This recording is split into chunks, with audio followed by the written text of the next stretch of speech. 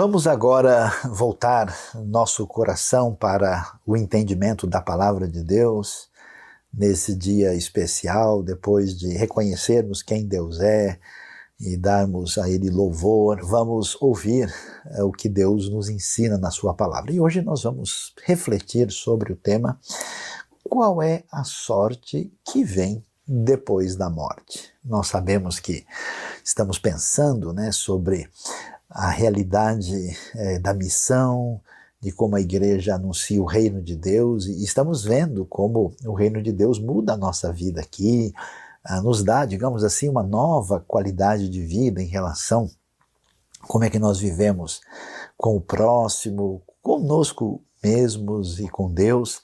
Mas é importante entender que a realidade da salvação, ela focaliza nitidamente a realidade que transcende a nossa vida aqui. O Evangelho apresenta realmente aí uma realidade plena, daquilo que Deus faz, que atinge a nossa vida aqui, a nossa vida após a morte, e que diz respeito a esse momento da história e o momento da redenção futura, conforme nós vemos no estudo da escatologia bíblica. Então hoje nós vamos prestar atenção ao texto que aparece no livro de Lucas, capítulo 16, a famosa história do rico e o Lázaro.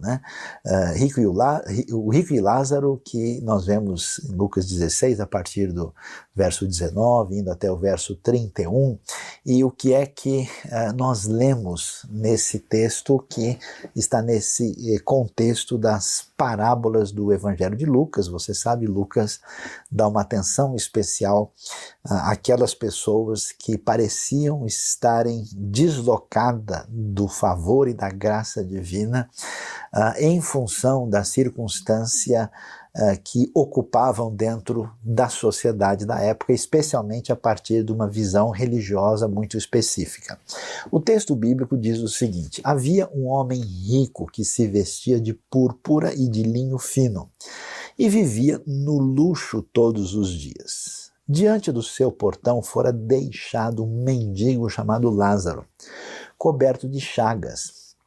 Este ansiava comer o que caía da mesa do rico. Em vez disso, os cães vinham lamber as suas feridas. Chegou o dia em que o mendigo morreu e os anjos o levaram para junto de Abraão. O rico também morreu e foi sepultado. No Hades, onde estava sendo atormentado, ele olhou para cima e viu Abraão de longe, com Lázaro ao seu lado. Então, ele o chamou: Pai Abraão, tem misericórdia de mim e manda que Lázaro molhe a ponta do dedo na água e refresque a minha língua, porque estou sofrendo muito neste fogo. Mas Abraão respondeu: Filho, lembre-se de que durante a sua vida você recebeu coisas boas, enquanto que Lázaro recebeu coisas más. Agora, porém, ele está sendo consolado aqui e você está em sofrimento. E além disso, entre vocês e nós há um grande abismo, de forma que os que desejam passar do nosso lado para o seu, ou do seu lado para o nosso, não conseguem. Ele respondeu: Então eu lhe suplico, pai, manda Lázaro ir à casa de meu pai, pois tenho 5 irmãos.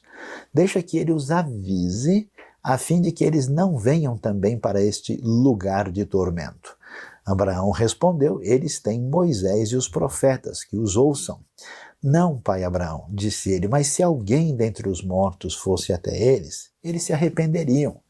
Abraão respondeu: Se não ouvem a Moisés e aos profetas, tampouco se deixarão convencer, ainda que ressuscite alguém dentre os mortos. Nós podemos observar, e aqui é valioso entender, nós temos muitas questões e dúvidas sobre o que acontece quando uma pessoa morre. E vamos olhar bem essa história para ver o que ela de fato pode nos revelar sobre isso, porque de todos os textos dos evangelhos, esse parece que é aquele que mais entra nesse assunto. O que a gente pode assim dizer? Eu sei que não é tão simples, mas a gente tem na Bíblia mais ou menos assim um parâmetro de que parece ser a realidade mais peculiar que acontece quando alguém deixa a vida física? Bom, em primeiro lugar, fica claro que nós temos uma realidade nítida de sobrevivência da alma, do espírito, depois da morte, né? Então tem gente que acha, por exemplo, que a pessoa morreu, ele acabou, não desaparece ali, morreu o corpo, acabou tudo, né? Que é uma visão, digamos assim, limitada e até, de certa forma, que acha que a realidade material é a única que existe. O texto bíblico vai em outra direção, né? Toda a realidade da experiência humana apresenta essa esperança, e isso faz todo sentido. Então, não é verdade que a gente morre e acabou. Outras pessoas acham, por exemplo, que a pessoa até morre e a alma fica vagando por aí, né? E ela fica, aparece não sei aonde, né? De vez em quando tem gente que disse que a alma veio puxar o seu pé à noite, ou coisa do tipo, né? Na Bíblia não há nenhuma evidência, né, de pessoas mortas que estão de volta aí tentando assustar as pessoas pelos caminhos da experiência humana. Também não é verdade, nenhum texto sugere isso, né? A Bíblia vai dizer para nós que aos homens está ordenado morrerem uma só vez e depois disso vem o juízo, diz lá o livro de Hebreus, capítulo 9, verso 27, o que mostra para a gente que, apesar de muitas pessoas terem essa expectativa de que a alma da pessoa pode voltar num outro corpo, né? A ideia de reencarnação, nos ensinos de Jesus, nos textos bíblicos, essa probabilidade não é considerada, é algo que a gente precisa observar. Mas fica claro que a pessoa não só continua existindo depois da morte, e a pergunta é o que acontece com ela? Como nós vemos nesse texto e em outros textos bíblicos, Paulo diz, por exemplo, que ele está numa situação de aperto, que ele gostaria de morrer e estar com Cristo. Quer dizer que ele mantém a sua identidade e a sua consciência depois da morte, né? Essa ideia de que o ser humano meio que fica fora de lugar, né? É como se ele ficasse dormindo o tempo todo. Você vai ver, por exemplo, que Jesus no Monte da Transfiguração, em Mateus 17, Marcos 9, ali aparecem Moisés e Elias. Elias, por exemplo, nem tinha morrido, né? E ele aparece como Elias, ele mantém a sua identidade, ele não virou outra pessoa. E nós vemos que ele está nessa dimensão de existência espiritual e que ele permanece claramente como aquele mesmo Elias que existiu, e nós vemos a realidade aqui, lá em Apocalipse, as almas dos que haviam sido mortos por causa do testemunho de Jesus, eles estão dizendo a Deus, né, até quando o sangue deles não seria vingado diante de tanta atrocidade e injustiça. Então existe consciência após morte, nós vamos nos lembrar da realidade, nós vamos ter a identidade nossa preservada, como essa história bem apresenta também. E, claro, essa nossa existência é uma existência em espírito. Então fica claro, né, apesar de a gente lendo a história do rico e Lázaro em Lucas 16, nós entendermos que o que nós temos aqui não tem a intenção de detalhar todos os aspectos que envolvem a relação entre o sofrimento depois da morte e a bem-aventurança. Por exemplo, aqui nós vemos, né, que o rico pode ver Lázaro. Isso não quer dizer que o texto tem a intenção de mostrar que na eternidade as pessoas vão estar sempre vendo umas às outras em cada lado, né? O foco não é esse. Então a gente não pode detalhar demais, mas fica claro sim que existe uma situação de bem-aventurança e uma situação de sofrimento, mas em espírito. Por quê? Porque quem morre na bem-aventurança da graça de Deus através de Cristo Jesus, nosso Senhor, essa pessoa vai desfrutar da presença de Deus, aqui chamado, né, o lugar de Abraão, estar junto a Abraão, ou literalmente o seio de Abraão. E quem está em sofrimento, né, mantém-se afastado dessa bem-aventurança divina, e aparece essa distinção depois da morte a dois destinos, Mas isso aguarda o momento final da história, quando haverá a ressurreição. E na ressurreição nós temos o julgamento final, e as pessoas sim serão encaminhadas ou para a redenção eterna ou para a condenação eterna, para a gente entender que nesse momento há, digamos assim, uma espécie de antessala da eternidade plena, até o momento depois da ressurreição, quando haverá a redenção final, e aquilo que a gente chama de céu, né, aquilo que a gente chama de vida eterna plena, será com o corpo, será numa dimensão que provavelmente envolve a relação não só com algo distante, mas com a realidade da renovação daquilo que é chamado de novos céus e nova terra. Eu acho interessante quando a Bíblia fala sobre essas coisas, porque eu mesmo já me perguntei por que a Bíblia não deixa isso mais claro? Né? Por que ela não coloca isso na planilha dizendo, olha, isso aqui é dia 1, isso aqui é dia 2, isso aqui é dia 3, do jeito que eu gostaria de ver, né? E por que é que ela não apresenta as coisas com uma descrição mais palpável? O que está envolvido nisso? É interessante que a grande parte da literatura bíblica que trata da vida eterna, ela é um convite à imaginação e ao sonho intenso de uma realidade indizível. A Bíblia nos convida à poesia, ela nos convida a uma arte de expansão da esperança a partir de uma promessa divina que é indescritível aos nossos olhos, à nossa percepção. Por isso, sempre que a Bíblia vai falar dessa realidade, as visões, por exemplo, do Apocalipse, né, eu vi algo que era como isso, que era como aquilo, evoca, né, a realidade que nós vemos lá, por exemplo, no Gênesis, né, e na grande libertação que Deus faz em Êxodo, mas ela não conta pra gente aquilo que a gente não tem condição de entender na nossa limitação. Ela nos convida a sonhar, a imaginar, a construir a esperança a partir de uma realidade que é plenamente verdadeira e que só a eternidade revelará.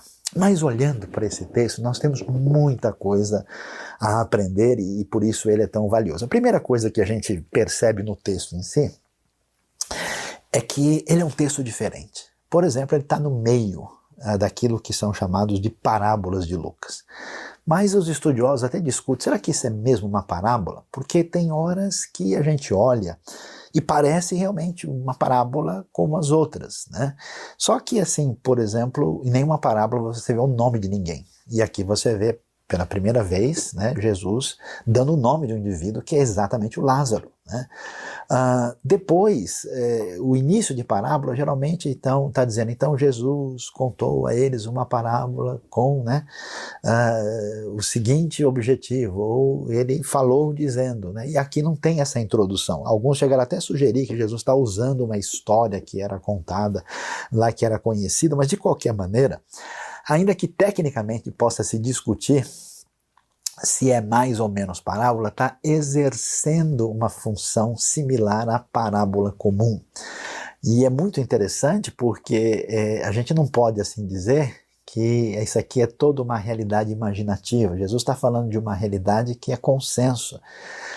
Os judeus nem sempre discutiram com detalhes a realidade da vida pós-morte, mas ela passou a ser detalhada com mais intensidade, inclusive, especialmente no próprio contexto neotestamentário, e a gente então precisa prestar atenção porque as lições que vêm para a gente são muito significativas. E o que a gente vê aqui? Se você observar bem, no próprio capítulo 16, no verso 13, nós temos lá aquela famosa história de que vocês não podem servir a Deus e a Mamon, ou servir a Deus e ao dinheiro.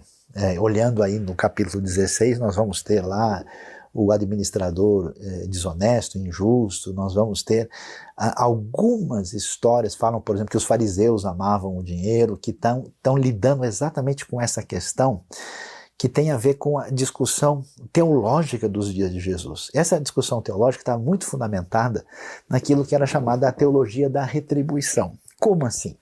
A ideia é basicamente a seguinte, que muita gente tem hoje, né? Se você vê uma pessoa que está bem de vida, se você vê uma pessoa que tudo está dando certo para ela, quer dizer que essa pessoa está contando com as bênçãos divinas. E se você vê alguém que está mal, essa pessoa está debaixo do juízo divino. E aí a gente então vai ver que o quadro aqui que nós vemos é exatamente a história de alguém que a gente olharia e diria, olha, aí está alguém abençoado, aí está alguém que tudo deu certo, aí está alguém que Deus certamente gosta dessa pessoa. É aquela a mentalidade baseada numa retribuição do indivíduo a partir do seu procedimento, uma espécie de teologia do mérito, né? É uma meritocracia indevida na vida religiosa e espiritual. E quando a gente então começa a ler, a gente vai ver como isso é colocado em xeque. Dá uma olhada no detalhe. O texto diz que havia um homem rico que vestia roupa de púrpura. Púrpura é um vestido tingido com uma espécie de tintura que vem de um organismo, né, de um crustáceo que é tirado do Mediterrâneo, que era roupa encomendada pela realeza, né? É rei que se veste de púrpura. Quer dizer, o cara não é rico. O homem é realmente alguém que está num nível assim para lá de especial. Ele se vestia de linho fino, uma palavra muito particular aqui que é utilizada para mostrar uma riqueza mesmo num nível extraordinário, e vivia no luxo, interessante, todos os dias, né? O que sugere para a gente, inclusive, que essa vida no luxo, que essa vida, inclusive, o texto transparece alguém que está, né, celebrando essa riqueza, indica para a gente, por exemplo, que parece que esse indivíduo nem para, né? Ele está vivendo assim todos os dias. Por exemplo, para quem está no contexto judaico, observa aí que ele não para observar o Shabat, por exemplo. Ele vive nessas festas de celebração. E aí, na frente do portão dele, né, interessante, a frase tinha sido deixado um mendigo. Um mendigo certamente é o oposto do abençoado. Aliás, vamos ser sinceros, muitos de nós, quando vem um mendigo, a gente já, às vezes, né, com o coração perverso, até já se encarrega de julgá-lo antes de qualquer coisa. E o interessante é que esse mendigo é alguém cheio de chagas. Lembre-se, né, que as feridas, quando a gente lê Levítico 13 e 14, é sinal de que você está impuro e não pode nem chegar perto do sagrado, né? E esse homem está assim com essa marca de impureza cerimonial de pior tipo, e ele ansiava, né? A palavra grega dá uma ideia de um desejo profundo, comer o que caía da mesa do rico. Lembra da história da mulher surofenícia, lá das migalhas que caem, os cachorrinhos vão comer, né? Quer dizer, o quadro é o pior tipo possível que a gente pode imaginar. O que surpreende? É que há uma ironia profunda aqui. Lázaro é uma palavra que no original tem a ver com Elazar. Não é o mesmo Lázaro de João 11 que foi ressuscitado, só para a gente lembrar disso, e a gente vai ver que a palavra significa aquele a quem Deus ajuda, né? Esse radical, aí azar tem a ver exatamente com isso, e aí a gente vê a ironia, por quê? Porque olhando para o rico, com certeza ele é o grande abençoado. Olhando para Lázaro, esse é o pior tipo de pessoa que a gente pode observar. E a gente pergunta, por que é que Jesus está prestando atenção a isso? O que ele está querendo dizer com isso? Vamos nos lembrar que o tema da parábola tem a ver com a vida pós-morte e vai chegar na questão da ressurreição. E Jesus mostrou já aqui, né, que há uma crítica ao comportamento dos fariseus, mas aqui, muito possivelmente, tem-se em vista os saduceus. Porque os saduceus eram aqueles que habitavam nos bairros mais ricos de Jerusalém. Era o pessoal que tinha o controle do templo. E eles eram as pessoas que estavam numa condição assim de grande, né, plenitude, de bem-estar físico, e a associação de que riqueza é bem-aventurança está muito relacionada com eles. E é possível que Jesus então está focalizando isso. E aí o grande desafio que aparece para a gente é o seguinte, ó, não é relevante na nossa vida simplesmente o que a gente tem, o que a gente recebe. Essa ideia de que a bem-aventurança da vida se reflete nas coisas que representam o nosso sucesso elas não correspondem à verdade. A questão é como é que a gente reage diante daquilo que Deus nos permite passar e enfrentar. E o rico, então, é descrito aqui, e é muito interessante, tem um jogo de palavras, você vai ver lá no versículo que antecede o começo da parábola, lá no 13, quando fala que a gente não pode servir a Deus e a Mamon, Mamon, né, que é o nome do ídolo que evoca, né, a questão do dinheiro, é muito parecido com a palavra Amin, Amen, Ma'amin, Emuná, né, que tem a ver com ter fé, né, com estar seguro, com firmeza. Quer dizer, a questão é onde é que está a nossa fé, a nossa confiança e a relação com os bens materiais, e que envolve a maneira como a gente lida com a vida, né? E os saduceus, né, claro, desfrutando de uma vida, inclusive num nível bem melhor do que os próprios fariseus, eles diziam: não existe ressurreição, não existe morte, o que favorecia uma ideia de vamos viver a vida aqui, e o que a gente tiver de desfrutar, isso tem a ver com a bênção de Deus. Jesus vai questionar essa postura, e é por isso a história é encaminhada. Agora vejam só que coisa interessante. Enquanto o Lázaro é desprezado, e ele é aquele a quem Deus ajuda, e o rico vive nessa dimensão de luxo altamente, né, exuberante. O que diz o texto? Aliás, aqui a NVI acertou, porque tem uma conjunçãozinha no grego lá, que ela tem uma força adversativa, nem todas as traduções mostram isso, que diz que os cães, os cachorros iam lamber as feridas dele, né? Em vez disso, né, aparece lá. O que é uma frase positiva. Os cães geralmente eram deixados de lado. Por que esses cães, o que eles estão fazendo aqui? Provavelmente são os cães de guarda da casa do rico, né? E, no entanto, esses cães, e às vezes na Bíblia tem uma teologia animal, assim, e os bichos de alguma forma têm uma relação com aquilo que Deus está fazendo. Lembra de Elias, que os cobras vão trazer o café da manhã? Jesus no deserto, lá em Marcos 1, está junto com os animais. Tem um zoológico bíblico que não é o nosso tema hoje, qualquer hora a gente fala sobre isso. Mas os cães vêm lamber as suas feridas, né? O curioso é que enquanto todo mundo vê o mendigo desse jeito, esses componentes da vida natural prestam-lhe um certo socorro. E aí chegou o dia que o mendigo morreu. E olha que coisa interessante. Observe que não tem nenhuma referência ao seu sepultamento, o que é algo curioso, né? Porque no contexto judaico, hebraico antigo, sepultar alguém é uma honra extraordinária, né? Ele nem aparece nada disso, né? E ele, apesar de na cena social ser desprezado, a gente vê que ele tem nome, o nome evoca a realidade do agir divino. Ele não tem sepultura, a dimensão social humana é abandonada, mas os animais são seus companheiros e os anjos o levam para Abraão. Então ele está acompanhado de anjos, de Abraão, e até dos cãezinhos afetivos aqui que estão em volta dele. Ao mesmo tempo, o rico também morre. Agora presta atenção ao contraste do texto, e ele sim foi sepultado. Imagina o dia, né? Aquele negócio.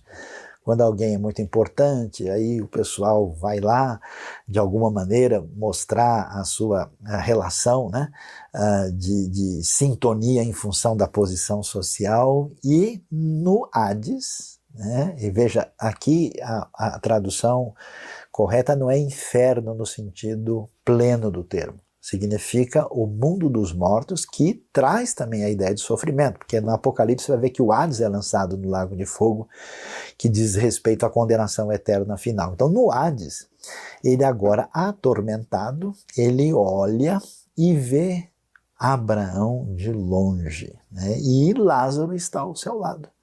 E olha que coisa interessante. Aí nós vamos ver que o texto vai mostrar para a gente essa realidade de como é que a gente vive a nossa vida sendo atingido ou não por aquilo que envolve o agir divino, a graça divina na nossa vida, e que tipo de construção e de reação a gente mostra.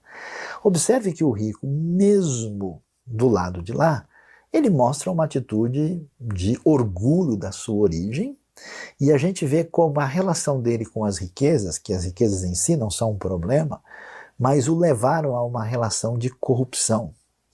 Aquilo que é muito fundamental na Bíblia, né? O que Jesus enfatizou, que o que Deus deseja é que você ame a Deus e ao próximo. Quer dizer, a gente vai observar que o rico ama o dinheiro, ele viveu a sua vida para gastar exclusivamente, como eu vejo pessoas às vezes nessa relação de riqueza que se torna um problema, porque não é que a pessoa utiliza a riqueza para um benefício, ele se torna servo dela, ele é escravizado, o seu coração, os seus desejos, a sua ansiedade, ela substitui a Deus, e não há como, né, a gente ter condições de viver a vida eterna, de ir para o céu, se Deus não for a nossa maior alegria e a fonte de satisfação do nosso ser, do nosso coração.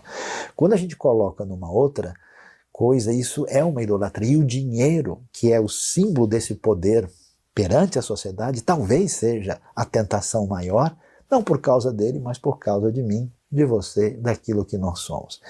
E aí, o que a gente vai descobrir é que esse rico revela do lado de lá a continuação de uma vida que se perdeu na dimensão da sua vivência, e ele parece, né, ele chama Abraão de pai, né, parece que ele nunca se importou de fato, ele quer dizer, olha, eu sou da semente de Abraão, eu também sou alguém que está ligado à herança que Deus tem para o nosso povo, e ele então vai, tem misericórdia de mim, e olha como é que ele vê Lázaro, de lá do sofrimento, ele diz, manda o Lázaro, como assim, quem é você? Você está na condenação, e ainda chega dando ordem para o Lázaro molhar a ponta do dedo para refrescar minha língua, porque eu estou sofrendo muito neste fogo. Em nenhum momento ele para repensar a sua vida, ele observa o que aconteceu, ele pede qualquer explicação, ele egocentricamente pede simplesmente o seu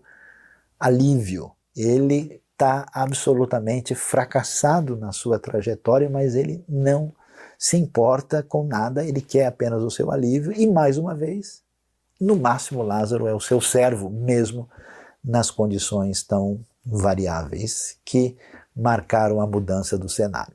Abraão então responde, filho, lembre-se de que durante a sua vida, essa palavra lembrar-se, ela é interessante, ela é muito usada pelos profetas no Antigo Testamento, né? Lembrem-se, quer dizer, prestem atenção na história e vejam aquilo que Deus quer ensinar. Lembre-se que durante a sua vida, ele diz, né, você recebeu coisas boas, enquanto Lázaro recebeu coisas más. A questão é, como é que você reagiu diante das oportunidades que Deus deu a você? Então você que me ouve hoje, você que está em sintonia, como tem sido a sua vida? O que Deus tem dado a você? Quais são as suas oportunidades de abrir o coração para o Evangelho? E você que até faz parte de uma comunidade de fé, você nunca parou para pensar que às vezes você até tem o nome de cristão, tem algum envolvimento com a fé, mas a sua vida é tão egocêntrica, é tão voltada para os seus próprios interesses quanto aquele rico? Será que aquilo que envolve o Evangelho, a salvação, de fato alterou a trajetória da sua vida? É muito diferente o que você sonha, deseja, pede, os seus valores, do que as pessoas que não conhecem a Deus? Será que você está na teologia da retribuição, achando, olha, tudo está bem na minha vida porque eu sou uma pessoa fiel e por isso está dando tudo certo, e a marca de que a gente se perdeu é exatamente quando alguma coisa ocupa o lugar de Deus na nossa vida e quando a gente perde um coração de misericórdia para aquele que de alguma maneira está precisando da instrumentalidade na nossa vida para ser canal de bênção, de compaixão. E muito forte isso na Bíblia, muito forte isso na vida e no ensino de Jesus.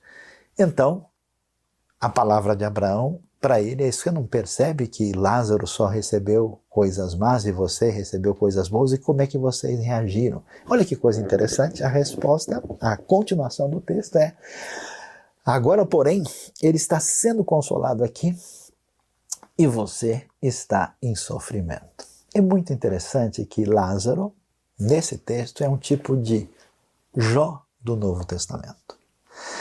A gente precisa entender que nós não vamos ter explicação na nossa vida para tudo aquilo que se passa. Eu já vi gente do pior perfil possível, digamos assim, ter uma vida muito feliz. Tudo deu certo, a pessoa, vamos dizer assim, ficou bem de vida. E às vezes você olha e diz, poxa, mas esse sujeito não contribuiu em nada para nada, aliás, só prejudicou. E muitas vezes você vê o contrário, uma pessoa dedicada, cuja vida é voltada para Deus, para a sua obra, passar por um sofrimento inexplicável, ser injustiçado, passar por...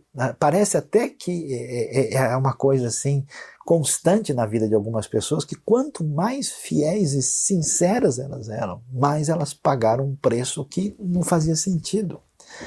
Interessante, você observa que Abraão não explica nada para Lázaro.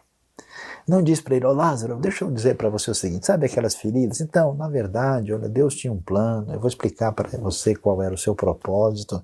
Olha, eu vou te mostrar aqui. Não, simplesmente é interessante a beleza e a força do texto. Lázaro está sendo consolado. A gente não entende, mas Deus, na sua sabedoria e na sua soberania, e você às vezes fica em dúvida e está com o coração às vezes aí apertado e às vezes passa por momentos complicados que você não pode descrever, Deus permite coisas difíceis na nossa vida que no final são um teste para a nossa reação, porque essas coisas difíceis vão revelar para a gente se a gente está com Deus ou está com Mamon, né?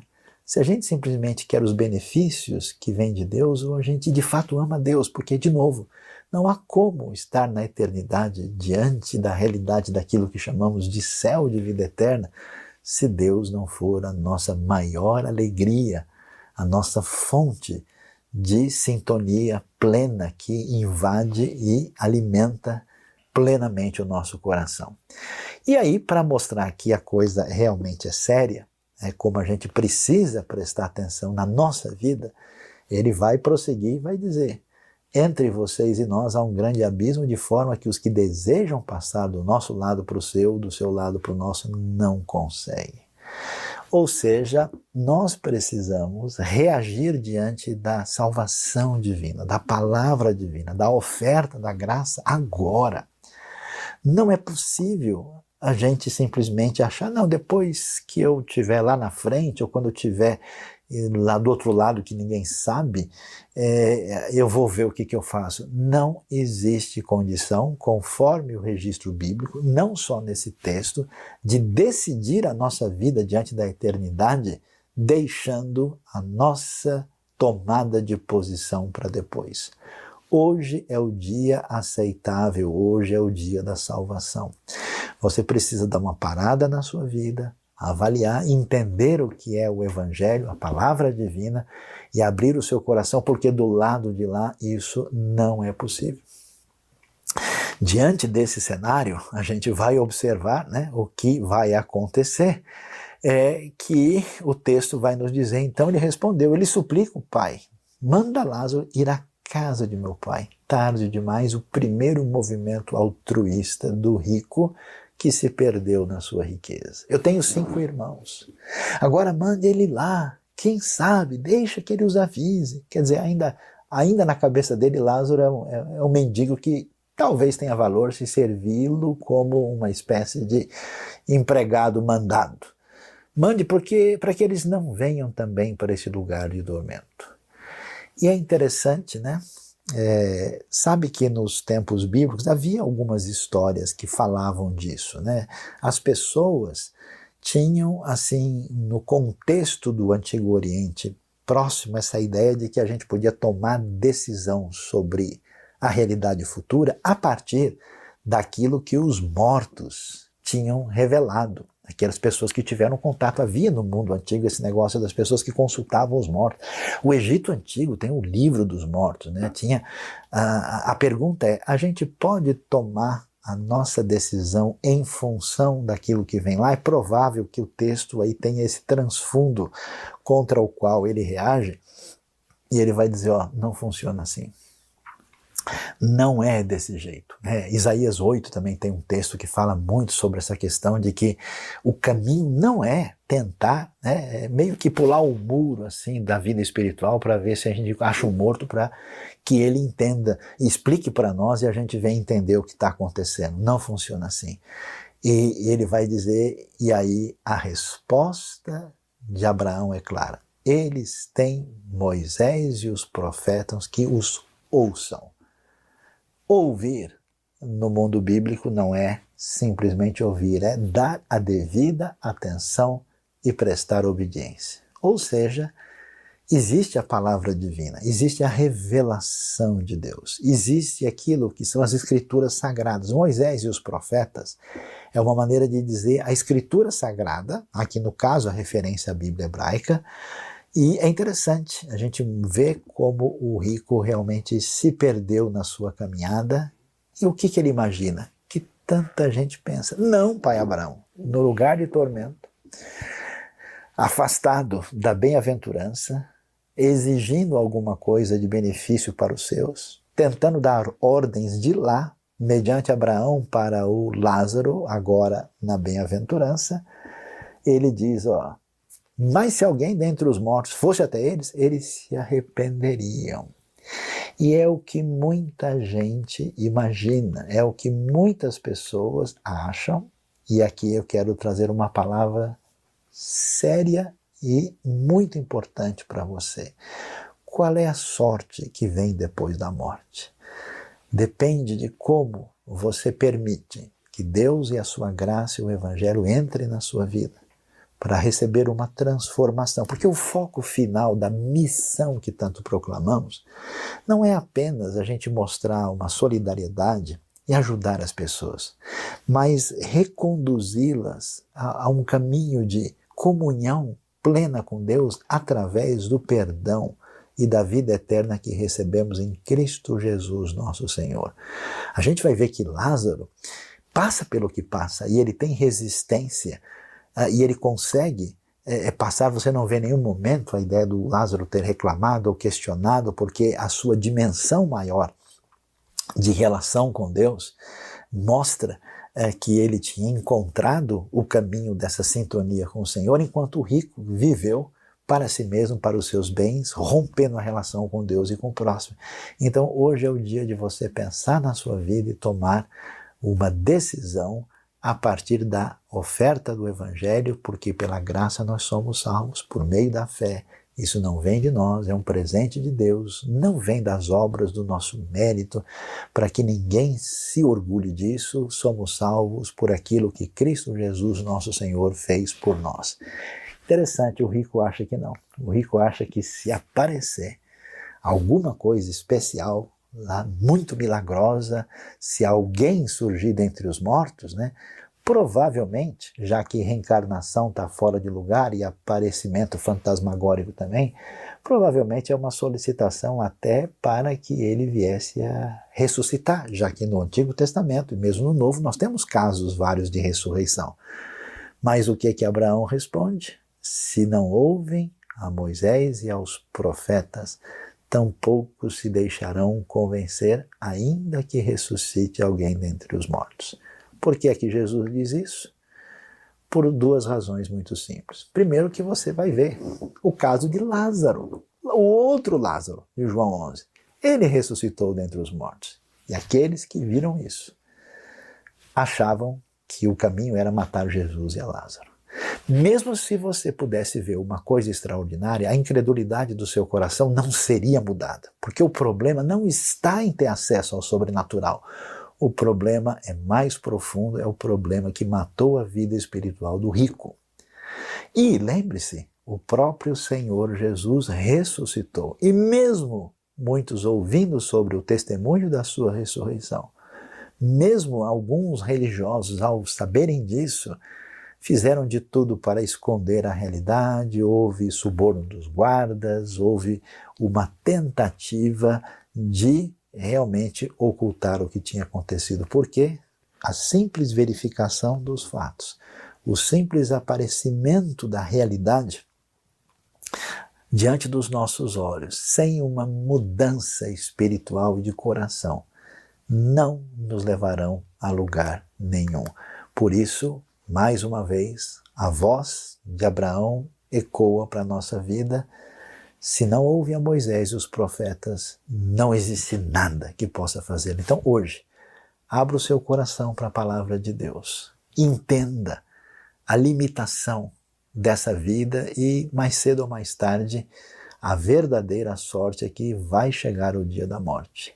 E que mediante a mudança da vida através da conversão a Cristo, da recepção de Cristo e de seguir a Cristo na nossa vida, muda os nossos caminhos e nos leva à vida eterna, à grande maravilha que a gente pode aqui sonhar, a gente pode imaginar, a gente pode cantar junto com o Apocalipse, porque é aquilo que ninguém jamais viu, ninguém jamais contemplou ou viu, Deus preparou para aqueles que o amam na celebração plena daquilo que é o paraíso, a vida eterna, a redenção, o seio de Abraão, que nós vemos revelado na Escritura Sagrada. Deus abençoe a nossa vida, Deus abençoe o nosso coração no entendimento profundo daquilo que envolve, da parte da igreja, a proclamação do Evangelho, que é a nossa missão.